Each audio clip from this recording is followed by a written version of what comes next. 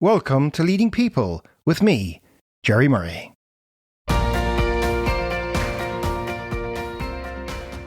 This is the podcast for HR leaders, L&D professionals and senior leaders who want to bring out the best in themselves and the people around them.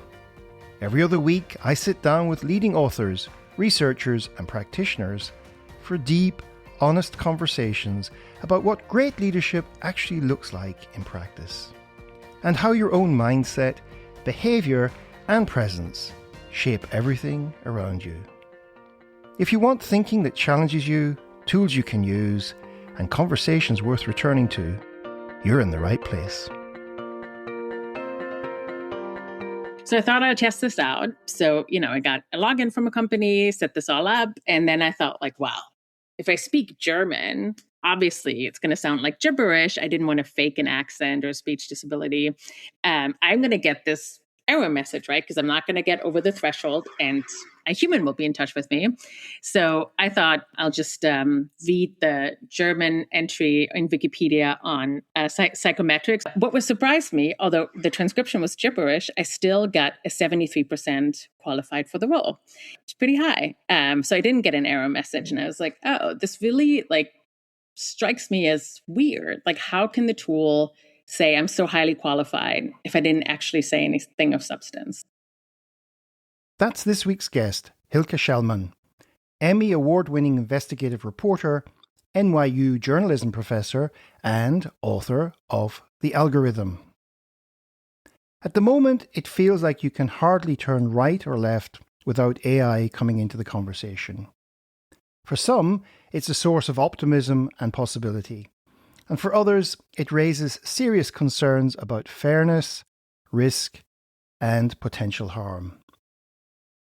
In this Leading People conversation, we explore what happens when black box AI tools start shaping high-stakes workplace decisions, and why leaders, HR teams, and hiring managers may need to look more closely at what these systems are really doing. If talent decisions matter in your world, this one should get you thinking. So, let's hear what Hilke has to say. Hilke Schellmann, welcome to Leading People. Thank you for having me. So, Hilke, a few years back, I discovered your book, The Algorithm, and I was fascinated by what your research revealed at the time about how AI was being used to hire, monitor, promote, and even fire people.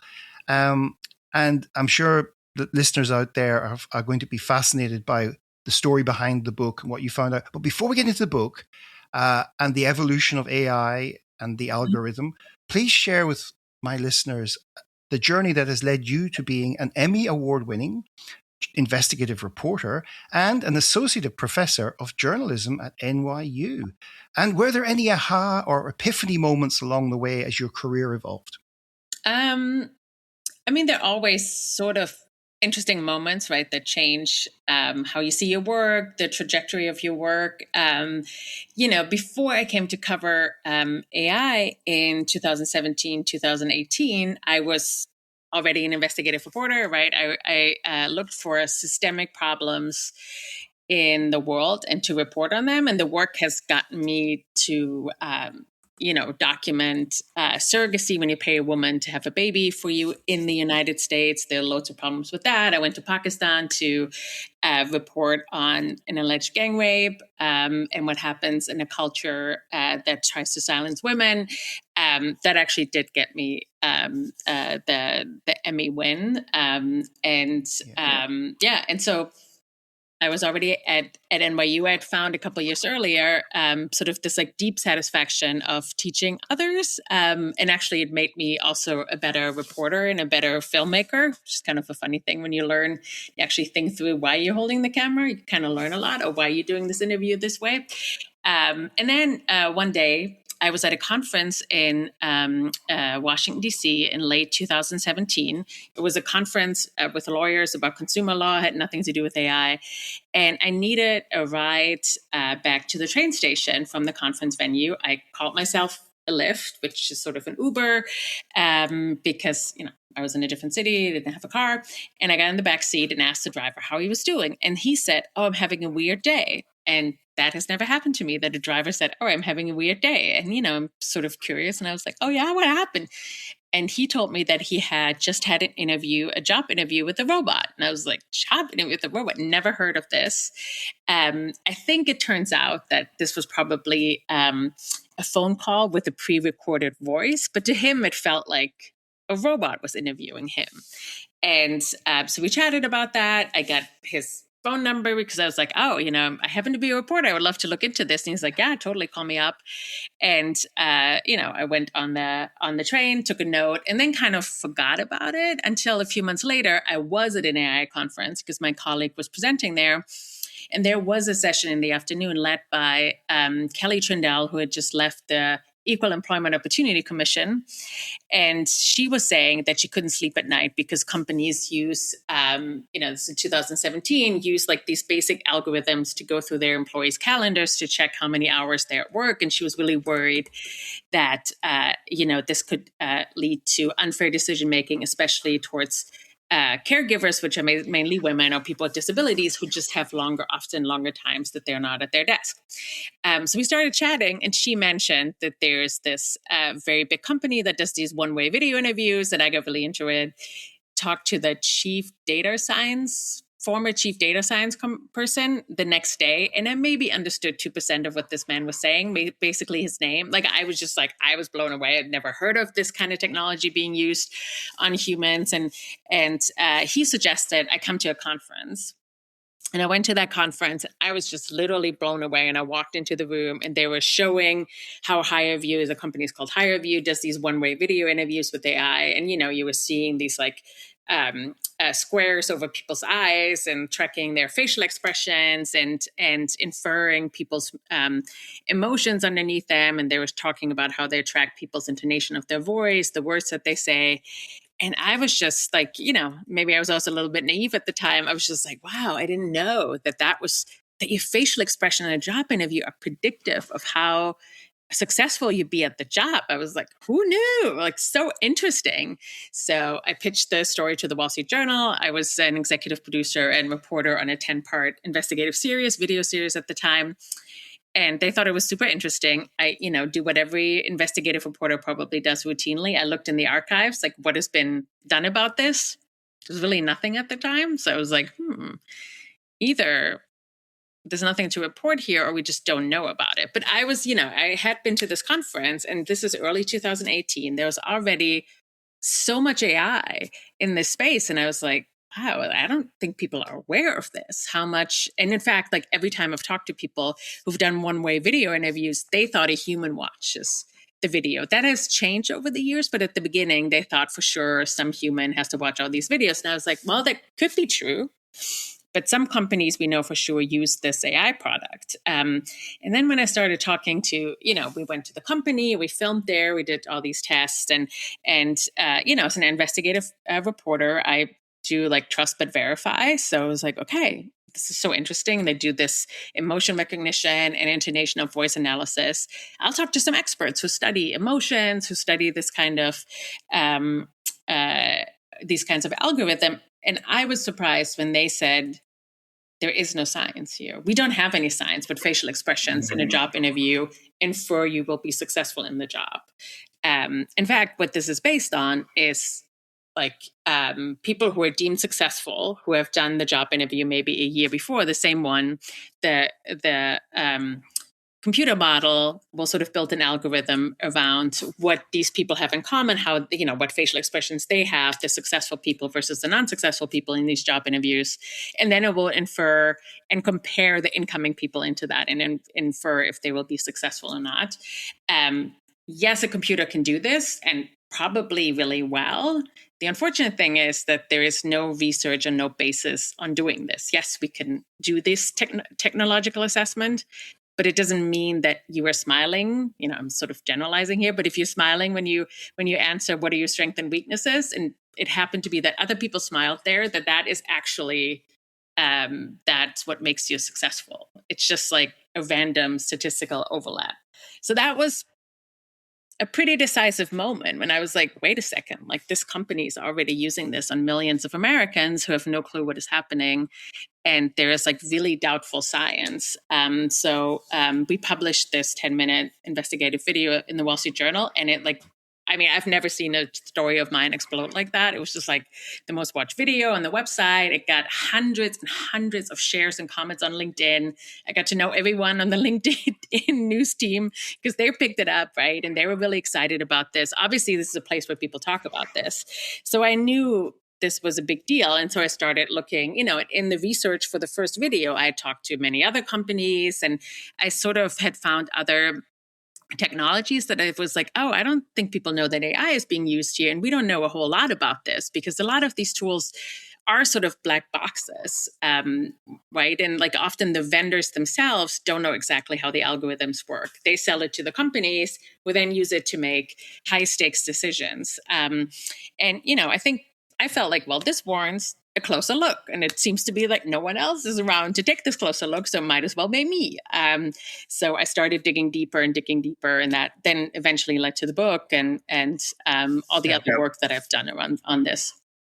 Right. So you're actually, that's great because you're partway into the first question I was going to ask you around what surprised you or disturbed you about the way these algorithmic systems were already shaping working people's lives. But one of the things in the book, because it's a while since I read it now, I read it avidly when it came out, but you interviewed a lot of people and tested out a lot of stuff, and you give some profound and even absurd examples in the book of how they were being used.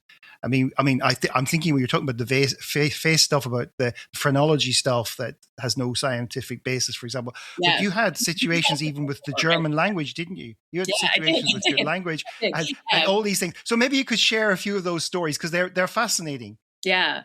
So I should say, like, I'm a person who has no computer science background, right? I don't have a computer science degree. I picked up some random knowledge about AI and computer science throughout the years. And I'm trying to say this because I feel like if I can hold these tools accountable, everyone else can too, right? Like, I don't have a distinguished technical background on this. But I was wondering, these one-way video interviews that were already pretty widespread in the United States. A lot of Fortune 500 companies were using them, especially companies that hire in retail, in fast food, in like places they call this high volume work, where you have to like hire constantly people, right? Like a big retailer has to hire constantly people, so they have to keep this pipeline going.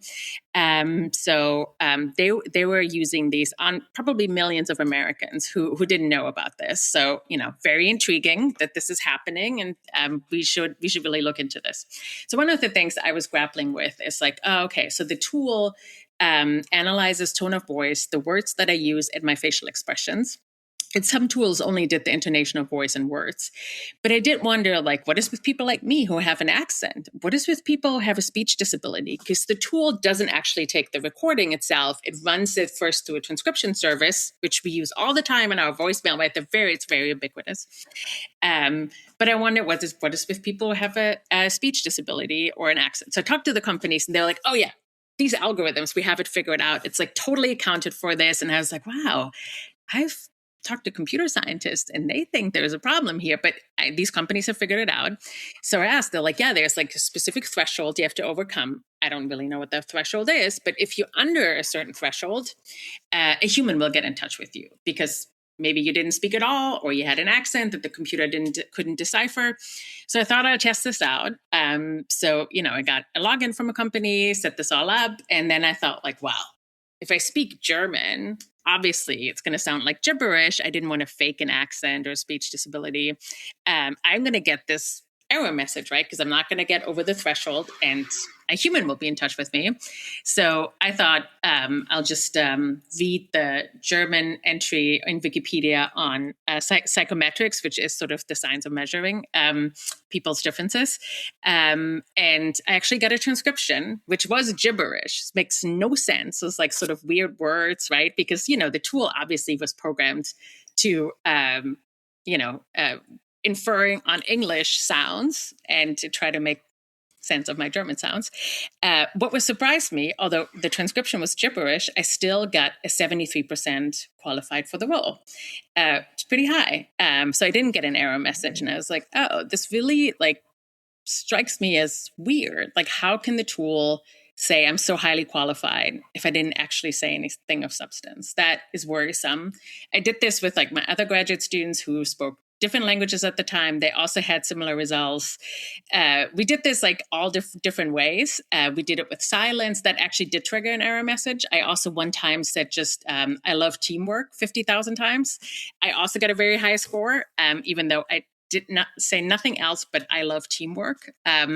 So it really makes me question, what do these tools actually do? Obviously, AI isn't a thinking machine, but these tools should do better and sort of obviously have a much larger context window. And somebody also needs to monitor these. How is it possible that I slip through with these bogus tests? And then this spurred a whole array of academic research where I work with computer scientists, a much larger groups. And we did find that people, for example, with accents, who have an accent or a speech disability, in our case, one specific speech disability, are unfairly treated by these algorithms. I do have to say, overall, the technology is getting better, and the data, the training sets are presumably more diverse. But we still had a problem when we tested this a couple of years ago. So it's not totally gone. To me, this means this should give us pause, right? Because the problem is that these are black boxes, and they make high stakes decisions on humans, and that's what really worries me here. That this is not just some random spam filter, and it works or it doesn't, but the losses are negligible, right? And if your spam filter doesn't work, your AI doesn't work in there, you'll find another one. But this is high stakes decisions that if I get a job or not, often my happiness, my identity depends on it, and even more basic, my food, feeding my children, the roof over my head depends on it, right? So these are, we need to make sure this is fair.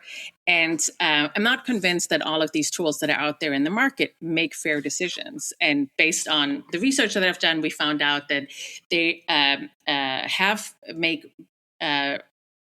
some of the tools do make racially biased and gender biased decisions. And on top of that, some of them just don't even seem to work at all as advertised. And that all worries me.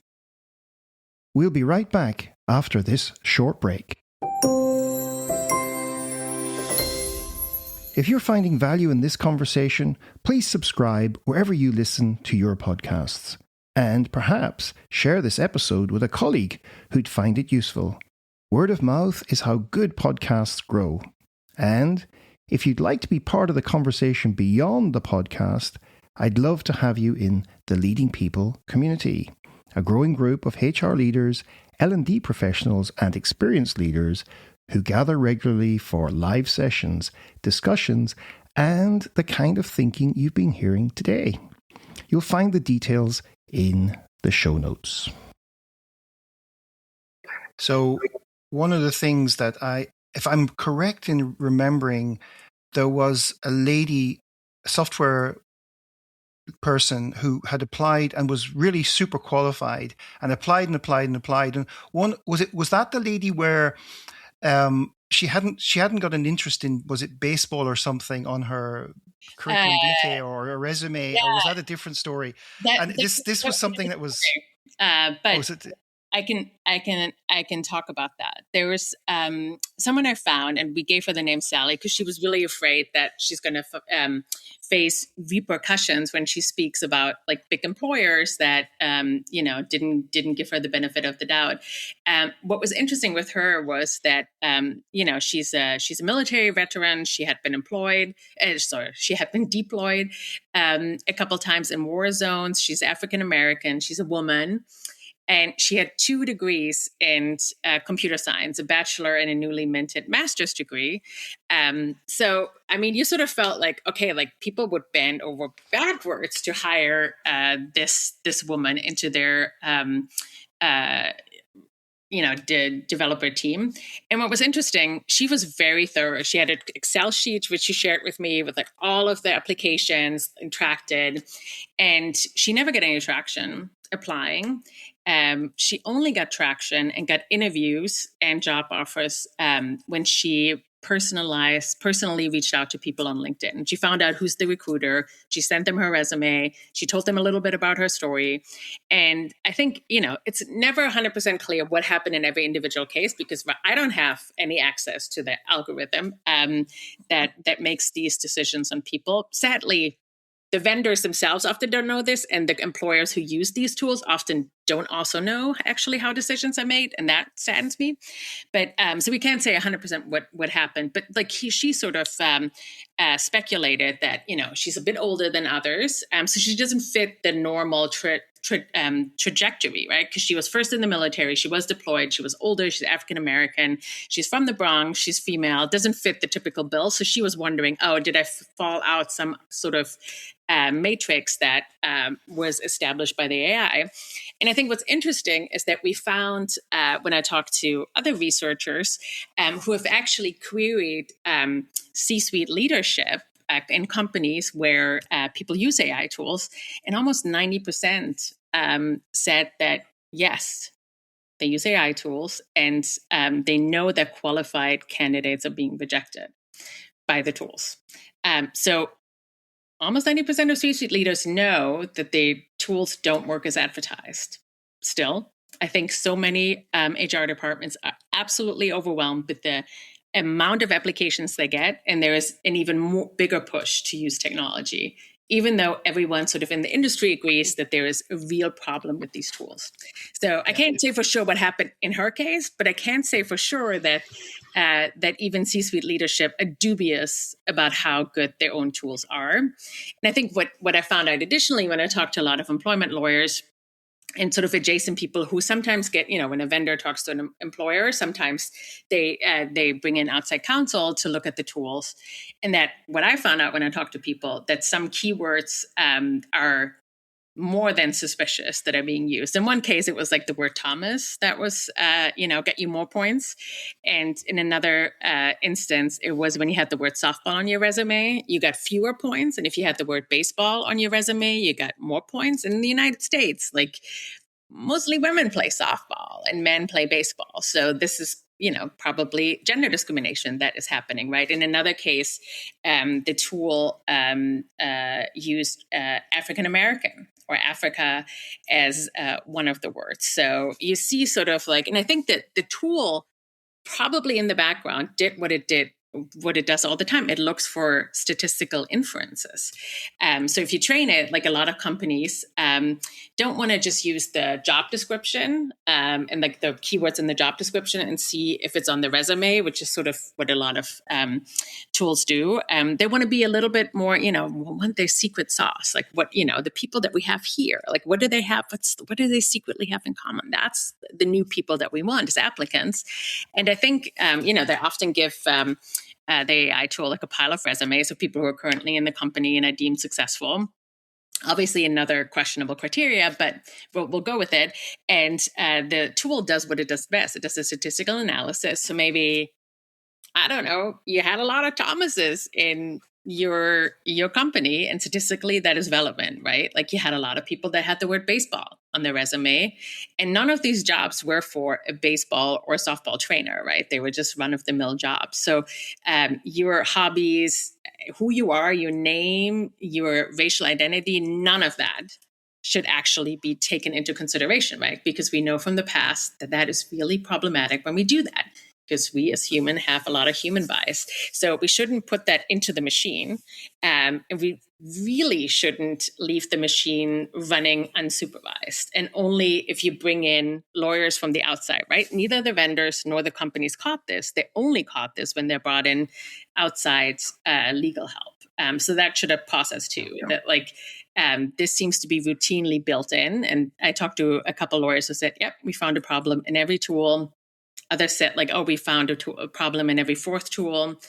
And they ran the gamut from like video interview was the biggest at the time that was looked at, but they also found it for assessment games that were being played at the time. Resume parsers, right? They're very ubiquitous. And I think most people today now know that if you upload your application materials on LinkedIn, Indeed, and other platforms, that AI is being used on you.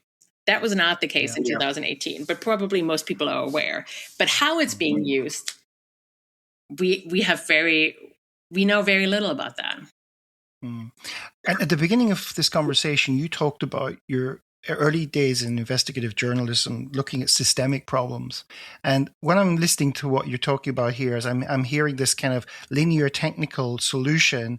And what's missing, one of the obvious things missing is context. There, you can smile in a certain context and it can be seen as appropriate, but if you smile maybe at a funeral when they're, it might not be seen as appropriate. You know what I mean? So these tools are not really able to even infer context, because they're just literally taking, as you say, profiles, running statistical analysis on it, on taking words and not even understanding the weighting of those words. Like, as you say, baseball versus softball or Thomas, they're not seeing, is that significant or in any way highly correlated?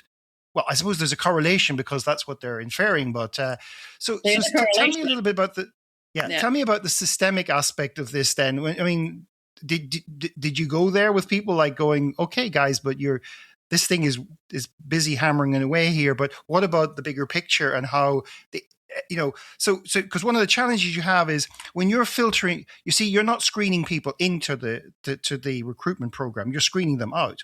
And that's how you miss some exceptional candidates, right? And if you look at the success rate of tech billionaires, many of them dropped out of college. They wouldn't even get past the first screening, right? So, so what did you discover when? I mean, I think it's sort of like the bigger systemic problem is, right, that like we have this like new crop of tech tools coming into the space that promises the world, right? Like they're going to democratize hiring. Like all these companies said this is not biased, and everyone gets the same fair chance.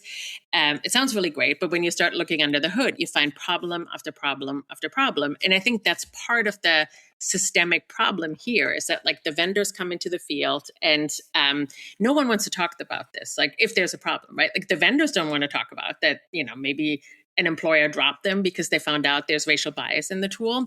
The interesting thing is, like, I wish employers would talk about these failed pilots or when things didn't work out, right? Because the problem is, if they don't share this publicly, the next company will believe the marketing and use the tool, right? And I think employers are, at least in the United States, just terrified of liability, right? That they have used a tool that then singled out women, for example, or anyone who had the word women on their resume, which has happened.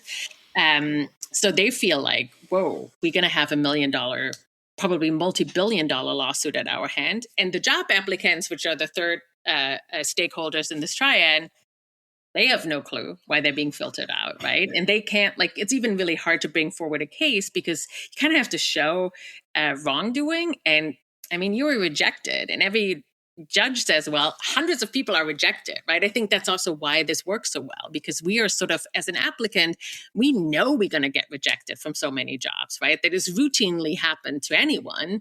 So why would you question that? Why would you question this was a faulty algorithm? There's only so many people who did, and I'm so grateful for the ones that did question, stepped forward, and showed me their documentation and their material. And there was somebody in, he was based in Spain at the time, but he applied to a job in the UK, and he was like, wait, I do like web programming and web scraping. Why am I being asked to play a Tetris game here as an assessment?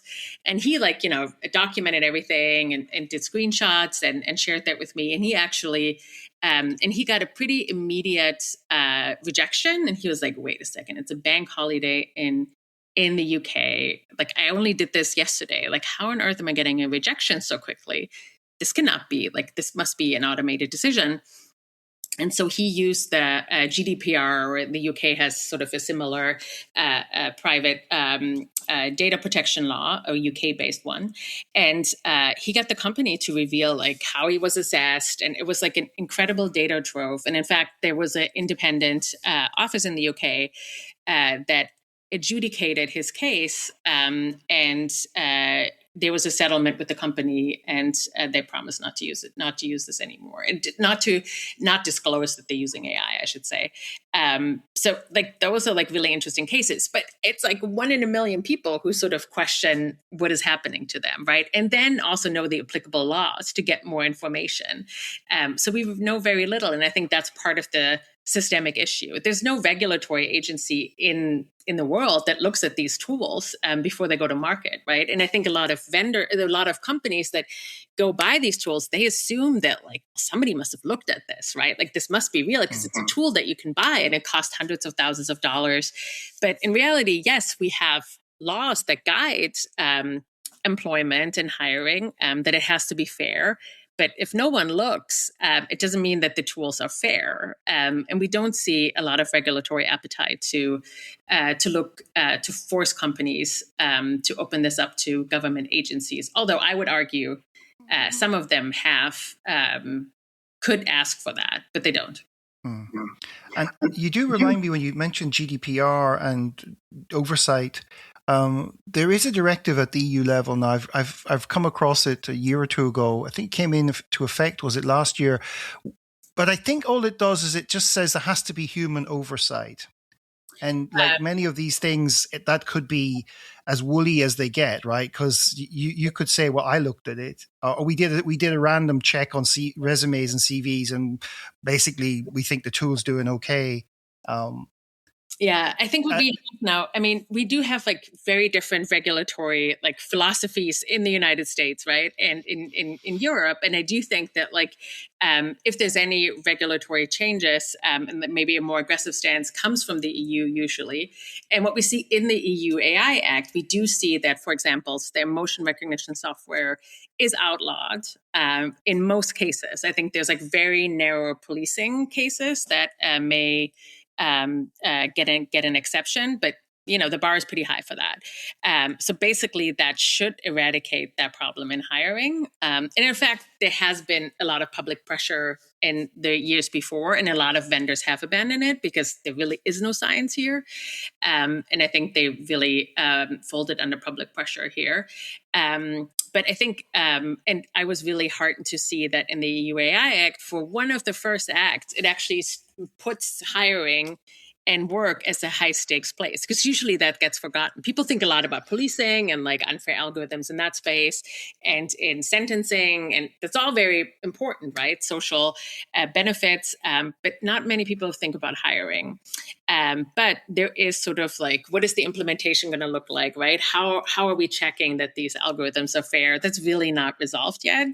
And what often happens is that the vendors themselves who built the technology offer to do this fairness check, and they often check for gender and racial bias, but they don't check for disability and other biases, and they also don't check for. So, for one example, in one of the game-based assessments, the company did pay a computer scientist to test the tool, and when I talked to him while he was testing it, he told me that, like, it's fine when you look at women against men and different racial identities versus each other. But when he took a little closer look, he found that like African American women versus different identity categories of men, they actually were under what it's called the 4/5 rule in the United States. So there was a presumed larger bias than is allowed under the guidelines.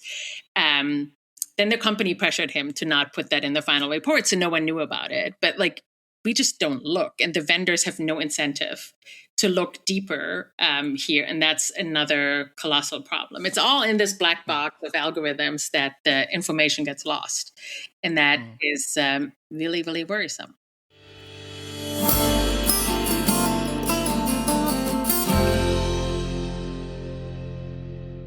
You're listening to Leading People with me, Gerry Murray. My guest this week is Hilke Schellmann. Coming up, why this is not just a technology issue, but a people issue, and what leaders and HR teams should be asking before they trust AI in high-stakes talent decisions. Stay with us.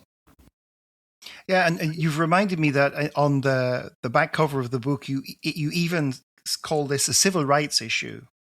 Oh, yeah.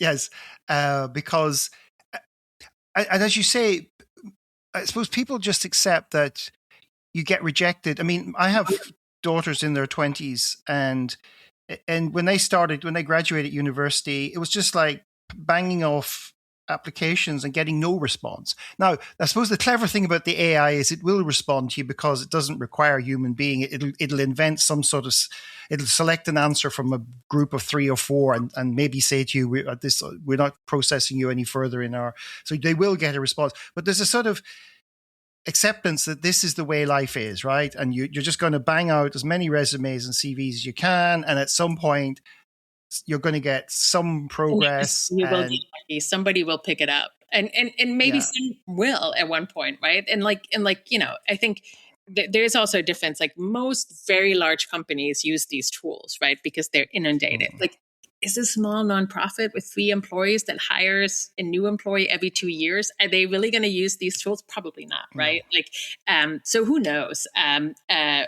who you come across, what day on what desk. But I think you want to make sure that your resume is sort of like machine readable and has all of these things to like do the first pass. I think also what we see now, so with the advent of generative AI, what we've seen is like generally the volume of applications has even gone up more. So there already companies were complaining the last 20 years that they get too many applications because it was so easy with one click. Now you have AI who can just generate your resume, generate your cover letter. You even have AI that can do the application process for you. You can have agents for that. So you can just lean back. So that has raised the volume again and again. So we see job openings closing after 24 hours, right? Like, can we get an application in? You see much tougher criteria. So I think that's also problematic. And you may get like, like this laundry list of things that you need to know or skills that you have. So you may have people who get through, but they may be mediocre in all of these things. But the people who would be really outstanding and have 2 or 3 things that really would put them in front and have like a good skill set, they get rejected because 1 or 2 criteria they didn't meet, right? So it's really difficult. It's really difficult out there, and it's getting worse and worse. And generative AI, I think, was like helping some early adopters really quickly. And now it's just leads to more proliferation. And, like HR teams complain about this and they feel like, they're all using AI. And I sort of feel like, well, I mean, we kind of started using AI. You can't really fault job applicants for using it. So I think what we're seeing now, which is a little bit unfortunate, when I went to HR Tech, which is one of the biggest conferences in the field, probably the biggest ones, where like 10,000 people or so convene every year in Las Vegas, and you have employers, you have the vendors, all there showing the technology. And people were very keenly aware of this. And some companies openly talked about how they moved their hiring intake from like LinkedIn, Indeed, and other sources, and moved much more to employee referral. So like, and we have like 10 years or so, the industry sort of moved away from that because it was very clear that like if you rely too much on employee referral, usually employers refer the same people that they like, that they have beers with, right? You're going to hire the same people again that have the same similar socioeconomic background, probably went to school with the people that you already have. It doesn't lead to diverse workforces. It leads to the same thing. But we see that like now HR teams moving back towards that because they feel like, well, you know what? An employee will at least recommend a human and somebody who's probably somewhat qualified. Because there's also not only a problem with the proliferation of application, there's a problem with people swapping out an assessment. So like I apply for a software developer position, but I'm really not that good. So I let Susie take the test because no one is watching, right? It's like sort of mediated on a computer. So Susie takes the test, aces the test. I get hired, I show up, and it takes the company 2 months till they find out I'm actually not that good at what they thought I would be good at. So it's a huge problem. And then now we also have avatars taking the job interviews. We actually have avatars on both sides. Like some companies, instead of one-way video interviews where you have like sort of a pre-recorded video or something of like, hello, thank you for applying, answer these questions. Now we have avatars conducting them so they can be responsive to the applicants, what they say, and sort of ask more targeted questions. But on the other side, then applicants also sending their avatars. So you have like sometimes avatars are talking to avatars. And so it's sort of like, I don't know what we're doing. How we can find any substantial material information here that would help you with hiring is unclear to me. Yeah.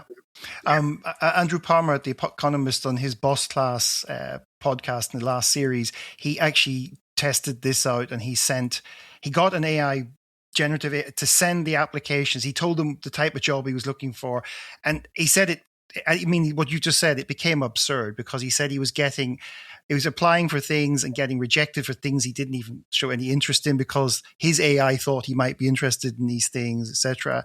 And he's got a very witty, dry sense of humor, so he presented it in quite a tongue-in-cheek kind of way. But he did expose how crazy it is out there. But I want to ask you a question: are all algorithms bad? Because in the good old days of normal psychometric testing, they all had some form of mathematical algorithm computing behavioral traits or stuff like that. And even the great Daniel Kahneman, God rest him, in his book Noise, talked about the importance of having some sort of algorithm to reduce noise and bias in the hiring process. So when you were talking to all these experts, did any of them sort of say, well, the traditional algorithms were okay, but once you let AI loose on them and they start amplifying things that they shouldn't amplify, then the whole thing becomes that the whole value of an algorithm just gets reduced? Yeah. Come across anything like that? Yeah. I mean, I think it depends what experts you talk to, right? Like there is sort of this divide of like industrial organizational psychologists who used to build these assessments, right? And they come with like a clear job analysis. They will check like, well, what do you actually need for the job, right? And then try to build assessments that are targeted to that job. It's very cost intensive, right? You can sort of assume this takes a while and it has to be job specific. So data scientists say, like, we don't need all of this. We just take the people who are already in the job and we'll copy how they do the job. The problem is with that, you bring in sort of all these problematic things, right? You bring in this correlation soup, which, maybe this correlates to something, but that doesn't mean that it's causally affected. Yes, it might be that people with brown hair are very successful as accountants. That is a correlation, but that's obviously not meaningful. Any human would know that because brown hair doesn't qualify you for anything. It just means that lots of people in the world have brown hair, so probably that was a criteria, right? So I'm sort of pushing this argument a little bit, but that's how computers do this, right? They have no morals, they have no ethics, they don't understand what like sort of the moral implications of hiring is, right? That we shouldn't look at identity or gender or any kind of like hobbies or anything. That we should really look at like your capabilities, your your experience, your skills. That should be the criteria, not all these other things that we as human bring with us. If you're smiling at a certain time, it's not relevant, but computers don't have this knowledge. So I'm actually like, I use technology all the time. I just think we need to use it responsibly. And I think the way, the promise and the reality of these tools in hiring is really not, does really not live up to the promise. So that worries me. And I think also the lack of independent testing worries me here. And all other things. Also, like, I mean, I think one of the real problems is like we know from psychometrics and other science that the highest validity is like meaning the most successful thing is like testing people on the job. Tells you how good they will be at the job, right? So like personality tests, which a lot of, I think, American companies have gravitated to, are actually have very little implications how good you'll be at the job. It's like 10% on a good day. And that's really on a good day. So 90% of like how you are acting on a job has nothing to do with your personality. So you might want to move away from that at all. Or if you have to do that, like combine it with assessments about the actual skills on the job, right? Yeah. So I think there is way that we could use technology for the betterment and actually think through like, well, what are the things you need to do at the job? But that like really requires a lot of thought and a lot of thoughtful building. And I'm not sure if the companies are up for that. But I actually think with like virtual reality, you could do a lot. You could like actually preview a job for people, right? It's obviously not feasible to hire 100 people and then let 99 go after 100 days, right? That's not feasible. But you could sort of really think through like, oh, can I have a computer simulation of this? And can I ask people to do the job? But we don't see a whole lot of that. So I think a lot of people believe what sort of data scientists have said, like, oh, we'll just take this, like, more data is better. We'll just take everything that we have, and now we have a lot of data on people, and we filter it through and like make a prediction. And the problem is the computer cannot understand what is good data and bad data, right? Like, and if you have, we all have human bias in the hiring process in the past, and now that gets put into the training data and gets regurgitated by the algorithm, and then it brings its own statistical inferences and problems into the mix. So that worries me.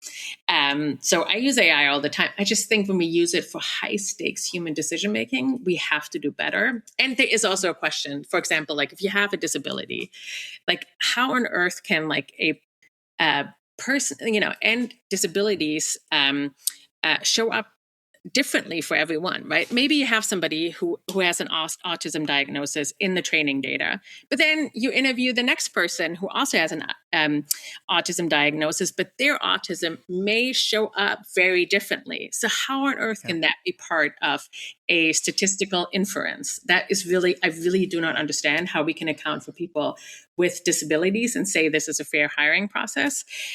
So there are lots of questions that haven't been answered. So yes to technology, but only in like a very clear functioning way. And I think the other way, in a very thoughtful way. And the other question is also like, with hiring, you are predicting the future, right? And it's like, and it's not just your skills and capabilities that are important. It's also like the makeup of a team, right? And then your personal situation, something that will hopefully never be part of the hiring process, that like, I might quit a job because I need to take care of my parents. I have a difficult pregnancy. Who knows? Like, it's incredibly hard to predict the future because now we see predictions of flight risk and other things that like, sure, there are some behavioral parameters, but there are also things that like you can never be predicted. So like, can we actually predict kind of success on the job based on these ephemeral things that just show up in a resume? I doubt it. And I think what really happens here is like AI sort of exposes a semi-broken system that we already have, right? Like resumes, we have them, we love them, a whole industry is dependent on it. They're not that great to understand how good you will be at the job, right? Because I might look for a senior software developer and, it says in the job description, you need to have Python knowledge, yada, yada, yada, yada. So like 99.999% of applications will have Python expertise and skill on their resume, right? But the resume doesn't tell me at all what kind of skill level you have at all. So it's actually not very meaningful criteria, but we are really relying on it. So I think it just exposes this problematic system, right? We rely on interviews where you have people talk about how they do the work. They're not actually doing the work. It turns out some people are very skilled at talking about how they do their work. It doesn't mean that they're actually good at doing their work, right? We call this a competency problem where like people are really good at talking about it and they sort of exude confidence, and then we believe as humans that they can do it. So do men are better at it than women, apparently. Yeah. Very much so. And I think everyone had that experience that you feel like, wow, that guy is really confident, but they're actually not competent at the job. How did they get the job? Well, because they exuded this confidence. And that is a real problem because they actually are not competent. So actually like job interviews, I'm sure they're not going to go away because people want to meet each other, right? And they're at the end of the hiring process when humans still step in and make a decision. They're probably not going away, but really, like science tells us, they're really not a good criteria. So we have a somewhat broken system already, and now AI is just showing us that it really doesn't work by amplifying this already problematic process. Actually, I've a few things. If we could just unpack a couple of things there, but one thought that came to my mind was, from my background as a musician, you never hire a musician by looking at their resume or that. You sit down, you play music with them. Now, I happen to play Irish folk music. Jazz musicians would do the same, rock musicians the same. But even in an orchestra, they have to audition. They have to show they can do what they're supposed to be able to do. And yet, when it comes to the world of work, we don't seem to see it that way for some reason. Yeah. And the other thing I wanted to just comment on was, because you talked about the data scientists saying, yeah, we don't need all this stuff, etc. But you see, for me, the big issue here is we're dealing with human beings, and we're dealing with human beings and their lives and their livelihoods and that. And as you were explaining a lot of stuff earlier, even I mentioned Kahneman in a different context, but Kahneman also said, and I've had this experience because I've been privileged to work with a lot of very senior people. He said there was no secret sauce. There was no secret formula. Most of the people, they were maybe above average, but the guys often, but even people who get to the top of organizations, it's a certain lucky thread by first of all getting that first job that gives them the, whatever sort of visibility and credibility in that. And yet there's so many other people out there who could possibly have that path, but if they can't get into the train or whatever it is at the beginning, they can never get to the destination or to any of the stops on the way if they're not on the right train. So I think we have to remember that this is about human beings. Even the Pope is weighing in on this. In the last few days, as we're recording this, he's just come out with one of his what are they called again? They bring them out every so often. It's called Magnifica Humana or something like that. And he's talking about and actually, believe it or not, because I've seen a précis of this. Somebody has done a kind of synthesis of it and summary. He talked about recruitment and hiring people, and how AI is fundamentally probably unfair to be using this kind of technology because of the impact it has on people's futures. Yeah, the Pope is weighing in on that. Yeah, so. I mean, I think sometimes we feel like, maybe even as journalists, right? Like, why is this so slow? Like, we've been talking now for years that we found these problematic things in these tools, and I do think actually some companies have moved away, right, and abandoned some of the most outrageous usages of like the emotion recognition on people's faces, for example. Then there's often other companies that 6 months later come up with the same thing, and you're like, no, we already just show it. There's no sign. So that can be can be a little frustrating, but there is progress. Things do change. Companies do abandon some things because there is public pressure. And I also see that, now the Pope has understood this is a problem, right? Like, I also see this when I go to even school classes of middle schoolers, right? Like, when I first showed them my first video in 2018, they all wanted to know oh man, this facial expression analysis, how that, how does that work, and la la la. And today, the first things the kids say is wow, that could be really gender or racial bias. I mean, it's so clear how the public has become much more educated on this issue and does understand that these algorithms governing our life can have profound, unfair decisions. I think we just haven't built up sort of the regulatory structure here to actually understand, well, how does it work case by case, right? And how can we regulate it well? And I think what's clear to most people is that the self-regulation of tech companies does not work unless it hits the bottom line, right? If the public outrage is so vast that you that you have black Nazis or something that your tool generates, you'll stop generating that, right? There is some change, but a lot of times criticism just goes nowhere until it hits a company's bottom line. So they're not interested in reforming. They might say that in hearings, but they're not actually walking the walk. So there needs to be other ways to do this. There needs to be maybe more public AI, different ways, alternatives. There needs to be more clear regulatory structures, maybe also more fines that it really hurts a company's bottom line. We've seen some changes on a city level, state level in the United States. Unfortunately, as a lot of people had said, in New York City, there is an AI hiring law, and a lot of people in the process of the hearings around the law pointed out that this law has no teeth, and that they're worried. And exactly that happens. We have not seen any regulatory execution of this law or policing, that actually companies are required to do this. So it's sort of like didn't work, but we see some changes. I think we're getting smarter every year. Right.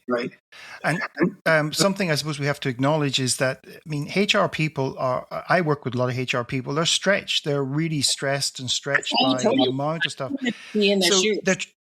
So they're actually coming from a very, I mean, and I've yet to meet a HR person who didn't care about people. Well, you meet the occasional one, but for the most part, they're in that work because they really care. And they're kind of constrained.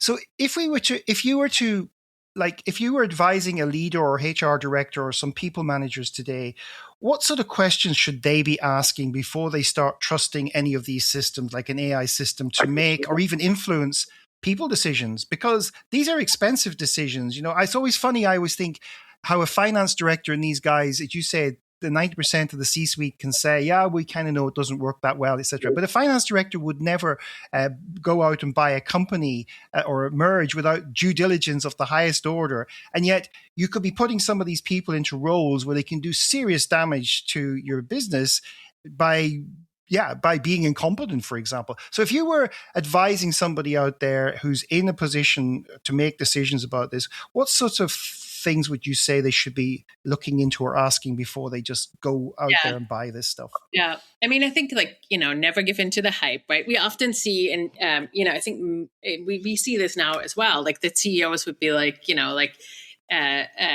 texting their CHRO like, hey, like we need to use AI. Everyone's using AI. And it's sort of like, okay, like what is the use case here? Like, is this actually a problem AI can solve?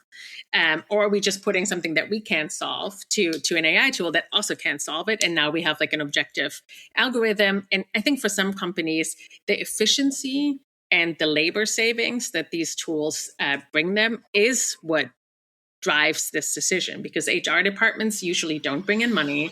They're not seen as strategically the most important parts of the business, although I would say that human labor is probably the most important thing. But I don't argue with CEOs. They don't usually bring in money, so they're seen as a cost center.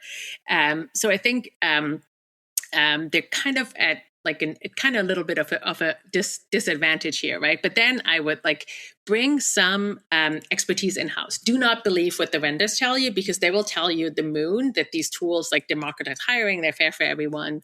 Like really understand like, what is the training data built on? What does it actually do? How is it validated? Look, if the company doesn't have what's called a technical report or validation report, I would not at all do business with them, because they need to show how they tested the algorithm, that this algorithm actually works on this. And then maybe bring in outside counsel, definitely run a pilot before you unleash it on everyone, right? Like run a sandbox pilot where you use parts of the people to run this through while you also have your regular hiring process to actually test, like, does this lead to a more diverse candidate? Does this lead to more qualification? And you can really test this, right? Like you can just see like, oh, Hilke got a no in hiring, but she was recommended with our traditional process. Let's hire her and let's see what happened in 2 years, right? What actually happened? Did she turn out to be a no, or was she a yes? And you obviously have to do that en masse, right? Because one Hilke doesn't mean any. Statistically, absolutely insignificant. But we do this kind of testing with medications and other things, right? Where we test on like large populations. I hope some company out there is doing that and hopefully publishes this. I've yet to talk to them. For some reason, HR seems weirdly decoupled often from the rest of the company, that they don't run these like large studies. I would demand, if I spend millions of dollars on a tool, that I understand if it works or not. But we don't really see this.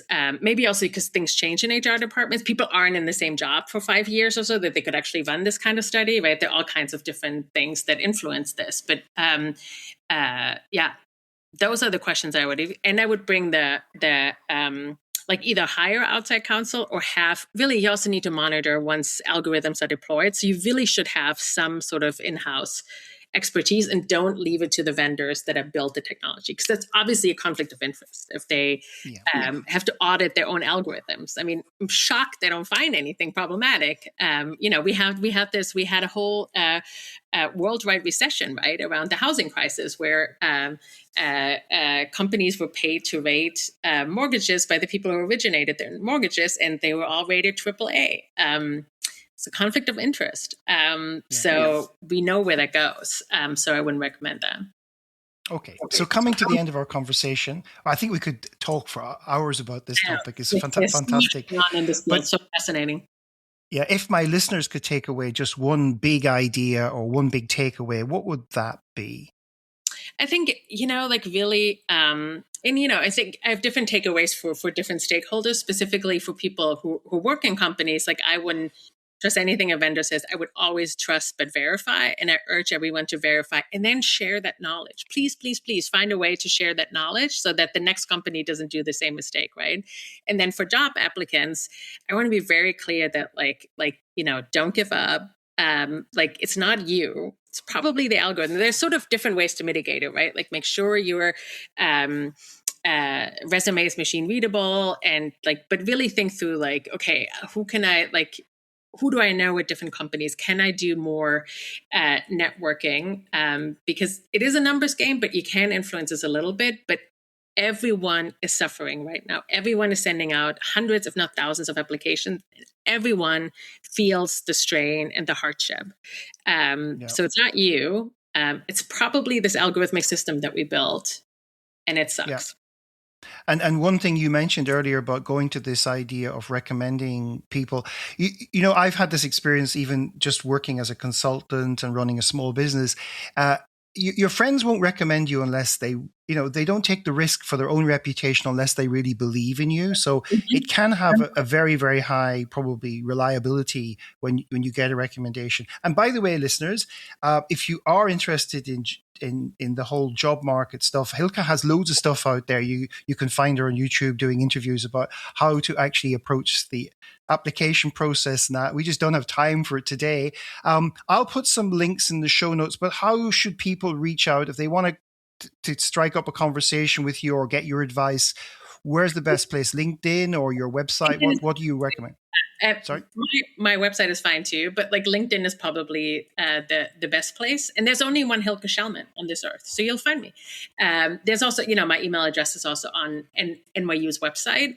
But I do converse a lot with people on LinkedIn because that is sort of the place where everyone congregates to talk about jobs and hiring, right? So it's like a really natural place.